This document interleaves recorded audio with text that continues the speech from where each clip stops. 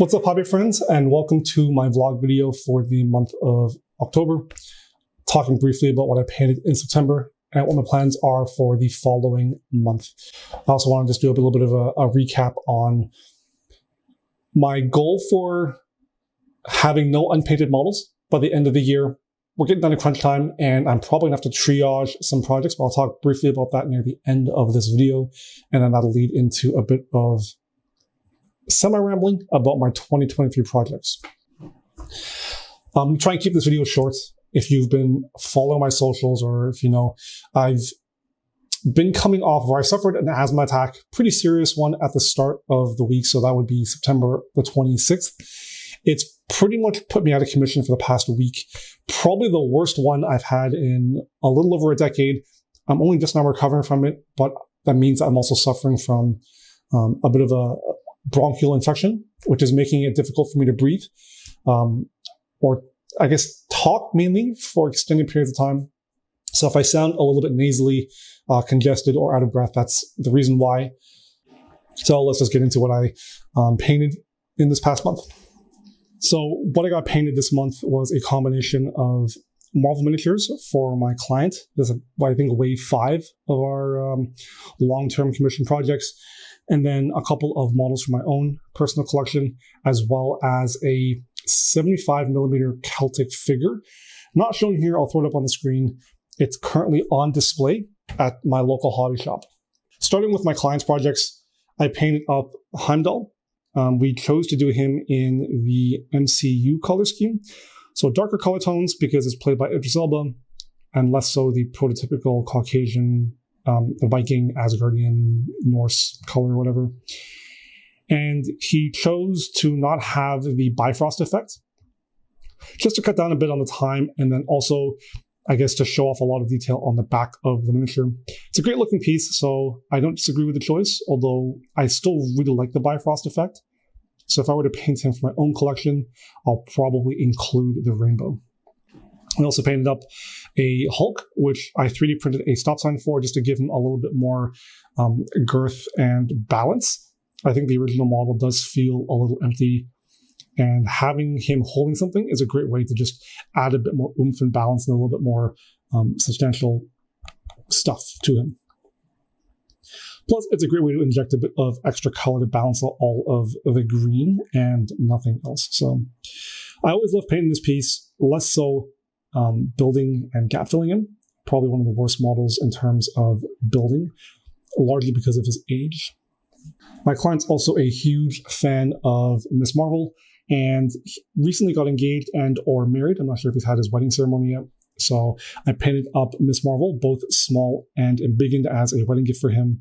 I actually really enjoyed painting this model. When I first saw it, when Atomic Mass released her, I wasn't a huge fan. But having held the model and actually painted it in person, I'm much more happy with it. I think it looks a lot more dynamic than the original photos had suggested.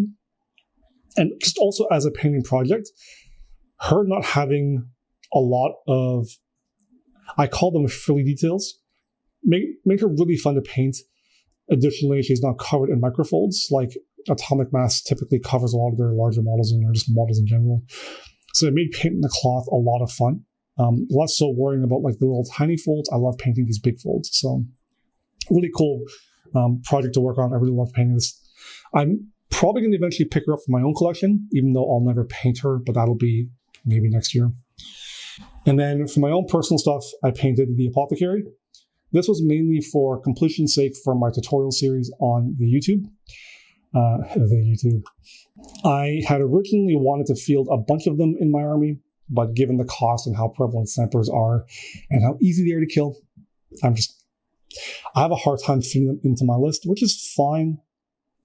I think each one ends up being like 85 points once you get to the jump pack, the artificer, and then a perdition weapon, or even a basic power weapon. So it's just too expensive. 2 or 3 buys you an entire squad of elite infantry, which I think is better than the 3 apothecaries. Plus, there's a lot of instant death in Heresy, so they're not as useful for me. I also painted up Sanguinius, which, if I'm being honest, I'm rather disappointed in as a centerpiece for my Legion. I had originally wanted to paint him in non-metal, which I think actually would have helped make the model look a lot better. But when I started painting the base, I sort of autopiloted and went with metallics. And I didn't even clue in until it was painted, and I got to him, and I was like, well, fuck. So I just continued to use metallics, which is, I think, fine. If I'm being honest, I lost interest in this piece probably within the first 2 days, but it still took me like 6 or 7 days to finish painting him. I'm not a huge fan of the head. I think the hair is terribly sculpted. I don't like the wings. I think, especially on the inside where it reaches the back, and then a lot on the back on the feathers down here. The detailing isn't as crisp as it could be. And given the age of the model, I think it's understandable, but it's also a dated model.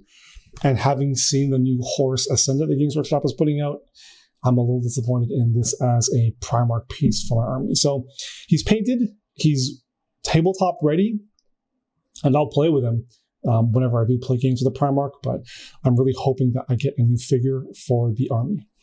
And then, of course, I have the Celtic figure, which I painted. It'll be on display at the local hobby store because we want to sell this figure in advance of the event in November. So I don't have him on hand. He's at the shop. It was actually a really fun piece to work on. Probably the first 75mm figure I've painted in a little over 2 years. And I'm not counting the bigger pieces I've been painting for Marvel or other projects. I think even these are really only 50-ish, 60mm. I don't exactly know how tall they are. But painting the larger figures has really... It's a lot of fun, especially when they're one-offs. Not having to grind through a project already is really good, and then having more space to work with is really liberating when it comes to, I guess, a painter. When you're stuck painting models are this tiny over and over again for years on end, there's only so much detail that you can cram in, and especially when it comes to details like eyes and faces, there's only a limit to how much detail you can put in. Painting a larger figure, it gives you a bigger canvas to work on, and it's something I didn't realize I'd missed until I actually painted a larger piece. So I'm looking forward to painting the larger pieces I still have in my backlog, and then hopefully I'll be able to fit in more in the new year, so 2023 and moving onwards. So this is my project box or boxes for the month of October. I've got a few additions to my Blood Angels Legion. I've got a Daredevil Dreadnought, which will be running the Plasma Cannonade. I've got 10 Assault Marines, and there are a couple of sergeants in here because I'm breaking up my 20-man into 2 10-mans, so I need an extra sergeant for that. I've got 10 Sniper Veterans. I have a Herald, and then these are all the parts in sub-assembly for my 3 Predators. I've also got the last bit of this Marvel commission. So I've got Malekith, I've got Lizard, and then a 3D printed Iron Man. And then I'll also be working on this Greek Hoplite as my larger piece for Patreon. We're looking forward to working on him. And I think this is probably as good a time as any to start talking about triaging the last 2 months of the year, because I don't think I'll have any more free time in October once I finish painting all of these. I expect the Blood Angel stuff to take up about 15 or 16 days, probably a weekend for this Greek Hoplite, and then the rest of the month I'll be working on these 3 larger models. And with October fully booked up, I think it's also important to start looking at November and December.